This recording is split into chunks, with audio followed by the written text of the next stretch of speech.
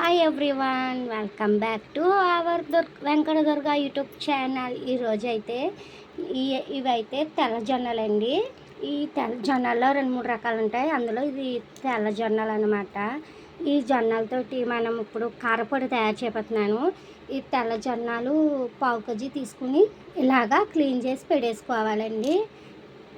Salt, సరిపడా salt, వెల్లుల్లి రబ్బలు, చిన్న నిమ్మకాయ అంత సైజు చింతపండు, కొంచెం జీలకర్ర, కొంచెం మెంతులు, ఒక పెద్ద గుప్పెడు కన్నా కొంచెం తక్కువ కరివేపాకు, ఇక్కడ ఇంకోండి మామూలు ఎండుమిర్చి అండ్ మన కారపొడి కలర్ కోసం, టేస్ట్ కోసం మెలికల మిరపకాయలు అంటారు, మెలికల ఎండుమిర్చి అంటారు, బేడిగా మిరపకాయలు అంటారు కదా, అవి మొత్తం 6 అయితే తీసుకోవాలి. ఈ క్వాంటిటీకి ఇవి అయితే సరిపోతాయి. ఇప్పుడు ఇవి ఒక్కొక్కటి ఫ్రై చేసి చూపిస్తా పదండి.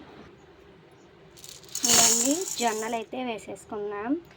ఇది పచ్చివాసన పోయేంత వరకు, కొంచెం కలర్ చేంజ్ అయ్యి పచ్చివాసన పోయేంత వరకు ఫ్రై చేసుకోవాలి. డ్రైగా, ఆయిల్ ఏం అవసరం లేదు. ఈ జొన్నలు చూసుకుని ఫ్రై చేసుకోండి. జస్ట్ పచ్చివాసన పోయి కొంచెం కలర్ వచ్చే వరకు ఫ్రై చేసుకుంటే సరిపోద్ది. లేకపోతే టుప్పుమని పేలాలు అయిపోయి ఛాన్స్ ఉంది, చూసుకోండి.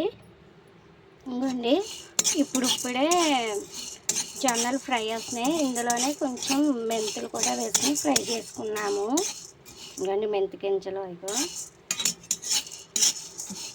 ఇవైతే మంట హై ఫ్లేమ్లో పెట్టుకుని ఫ్రై చేసుకోవాలండి. హై అండ్ మీడియం, లో ఫ్లేమ్లో అస్సలు పెట్టుకోవద్దు, ఫ్రై అవ్వవు. జొన్నలు అయితే చాలాసేపు ఫ్రై అవ్వాలండి. మీరు ఈలోగా ఈ జొన్నలు ఫ్రై ఈలోగా మీరు ఏం చేస్తారు?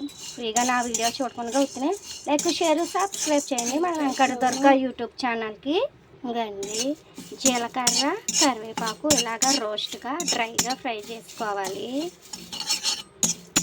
ఫ్రై చేసుకుంటే మన కారపొడి అన్నది టేస్ట్ బాగా వస్తుందండి.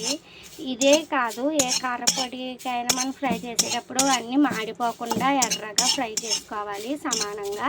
అప్పుడే మన కారపొడికి మంచి అరోమా అండ్ టేస్ట్ వస్తుంది.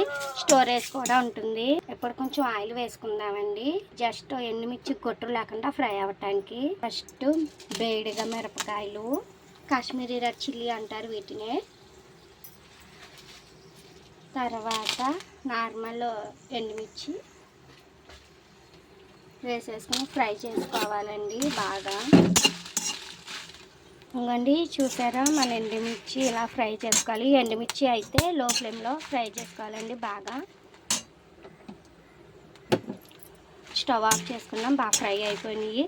ఇప్పుడు వీటిని ఒక మిక్సీ జార్లో తీసుకుని ఫస్ట్ ఎండుమిర్చి, వెల్లుల్లి మిక్సీ పెట్టుకోవాలి. ఇంకండి ఎండుమిర్చి ఫ్రై చేసి పెట్టుకుని ఎండుమిర్చి, వెల్లుల్లి 5-6, తర్వాత సాల్ట్ వేసి మిక్సీ పెట్టేసుకుని చూపిస్తా.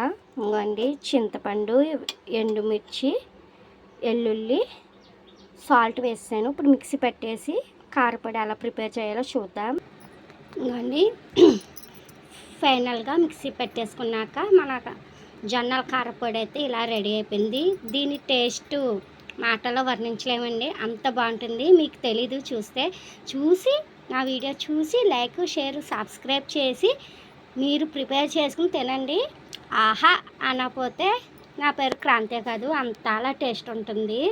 చూసారా, ఇది చిరుధాన్యాలు రకం చిరుధాన్యం అండి. తెల్ల జొన్నలు అంటారు. ఏ జొన్నలతోటైనా చేసుకోవచ్చు, కానీ తెల్ల జొన్నలతో చేసుకుంటే టేస్ట్ నెక్స్ట్ లెవెల్ అంతే.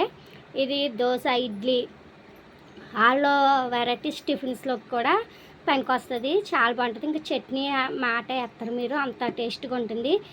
మీరేం చేస్తారు? నా ఛానల్కి లైక్, షేర్, సబ్స్క్రైబ్ చేసి పక్కనున్న గంట సింబల్ కొట్టండి. అప్పుడే నా వీడియోస్ మీ ముందుకు వస్తాయి. Thanks for watching. Bye, keep smiling.